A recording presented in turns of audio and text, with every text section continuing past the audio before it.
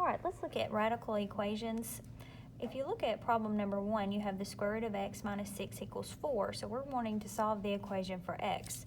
In order to do that, we need to isolate x as much as we possibly can. So to do that, we need to get rid of that constant term minus 6.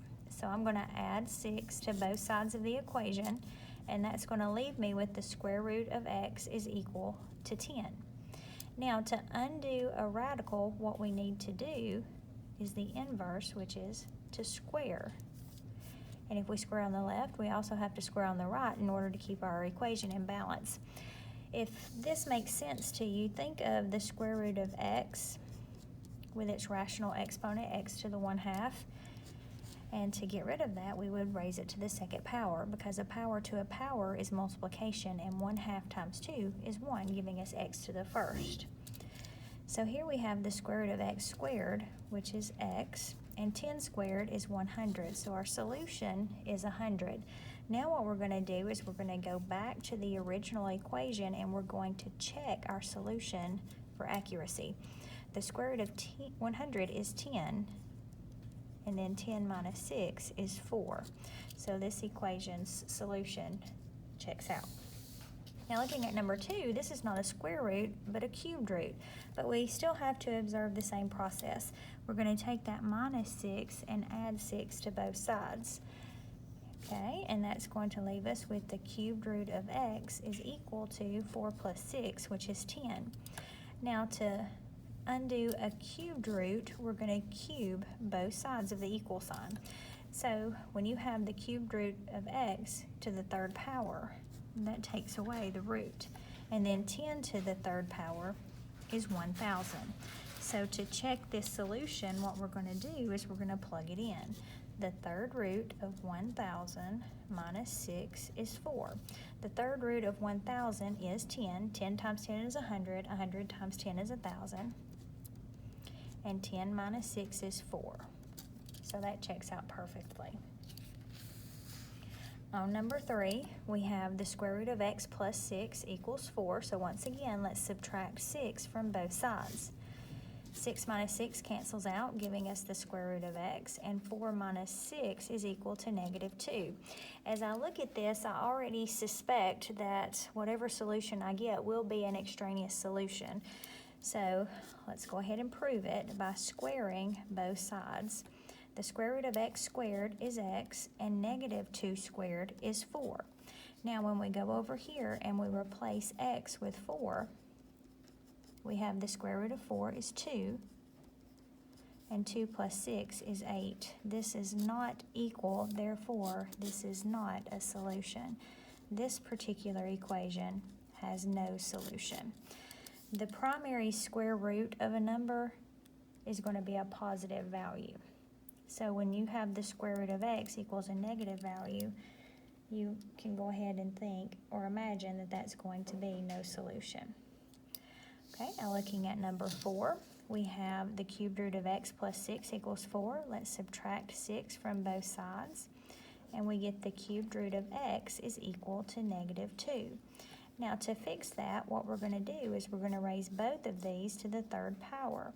The cubed root of x to the third power is x. -2 to the third power is a -8. So if you take the cubed root of -8, cubed root of -8 is -2. -2 plus 6 is a +4. So that checks out perfectly. So on number 3, when we had the square root equals a negative value, we had no solution. Here we have the cubed root of -8, and we got a solution. That's because you can raise negatives to the third power and get a negative answer. You can't square a negative and get a negative. All right, looking at example number 1, solve the following radical equation. Be sure to check your solutions. The first thing I'm going to do is I'm going to get this entire radical, 3x plus 5 by itself, by adding 2 to both sides. That's going to give me the square root of 3x plus 5 is equal to -1 plus 2 is 1. Now that I've gotten the radical by itself, I'm going to get rid of the radical sign by squaring both sides of the equation. When I square the square root of 3x plus 5, I'm left with 3x plus 5. And 1 squared is 1. Now I'll solve this linear equation by subtracting 5 from both sides and dividing both sides by 3. So my proposed solution is x is equal to negative 4/3, but we never accept it without checking it. So go back to the original equation and replace x with negative 4/3. When you multiply, your 3's are going to cross cancel to 1, and 1 times negative 4 is negative 4. Negative 4 plus 5 is 1. The square root of 1 is 1. And 1 minus 2 is negative 1. So our solution, x equals negative 4/3, is correct. Turning the page.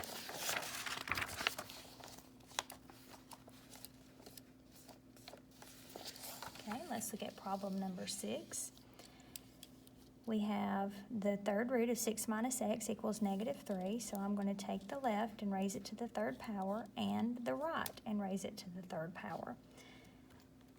When I take a cubed root and raise it to the third power, that's going to make my radical go away, and I'm left with 6 minus x. When I take negative 3 and raise it to the third power, I'm going to get a negative. 3 negatives make a negative in multiplication. 3 times 3 is 9, and 9 times 3 is 27. Now let's solve for x by subtracting 6 from both sides. These two will cancel out, giving me negative x. And over here, negative 27 minus 6 is same signs, so we'll add and take the sign. Now to get rid of that negative, let's divide both sides by negative 1 to get x equals 33. Remember, negative 1 in multiplication and division is a sign changer. So my positive, negative 33 will become a positive. Now let's check it. The third root of 6 minus x should equal negative 3. So let's replace x with 33. 6 minus 33 is equal to negative 27. When you take the cubed root of a negative, you're going to get a negative value. And what number can you multiply 3 times to get 27? Well, that's 3. Negative 3 times negative 3 is positive 9.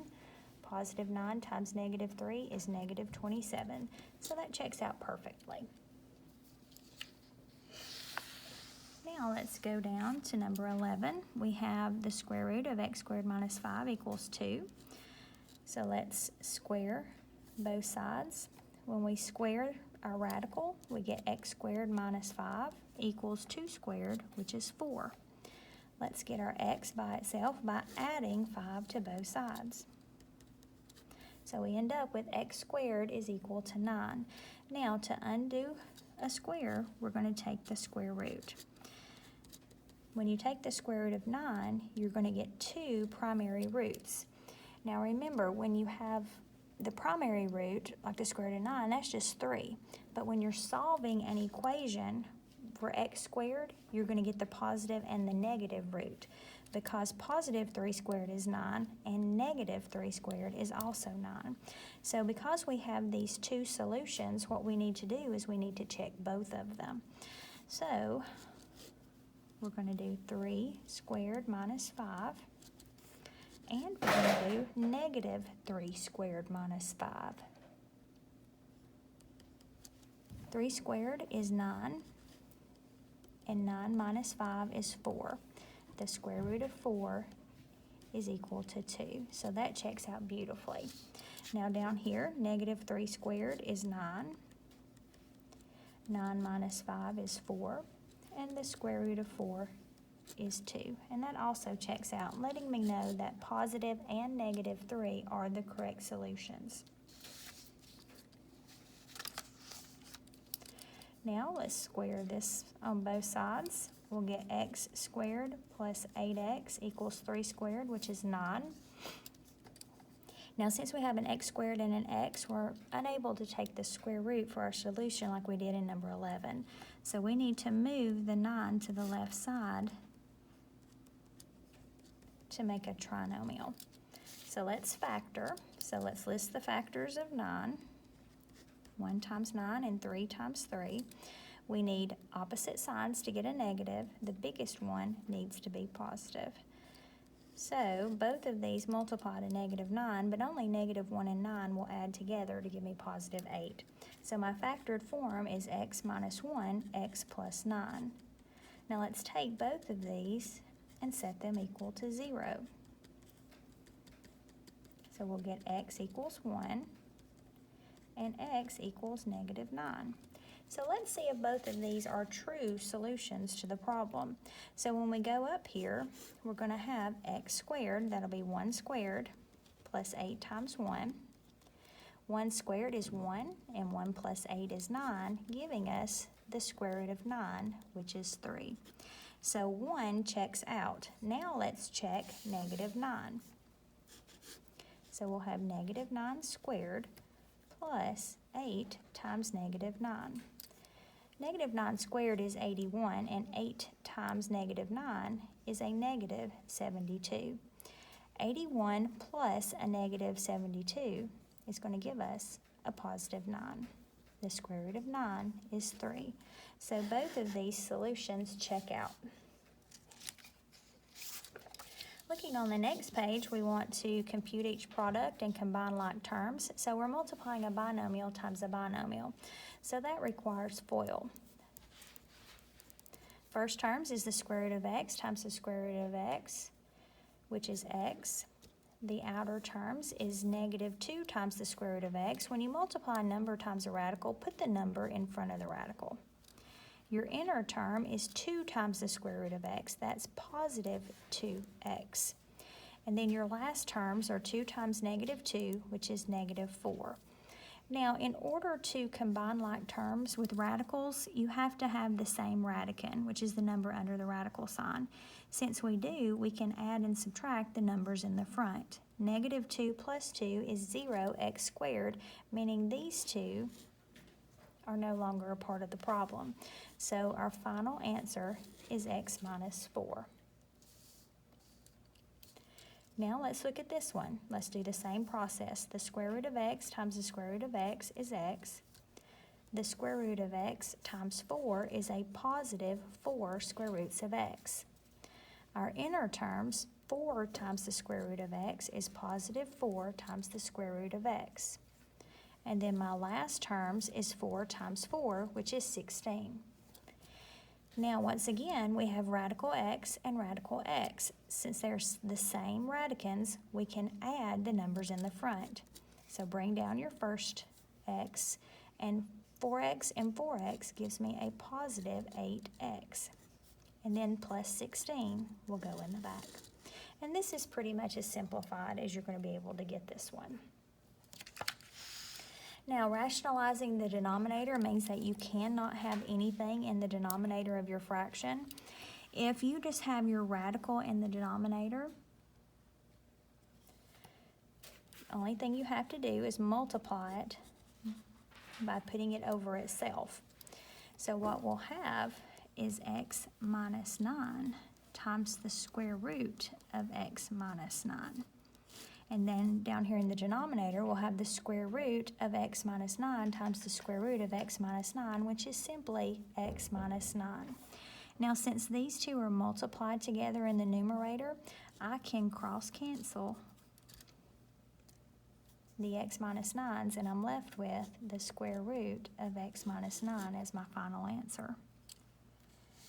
On part B, we don't have just one radical.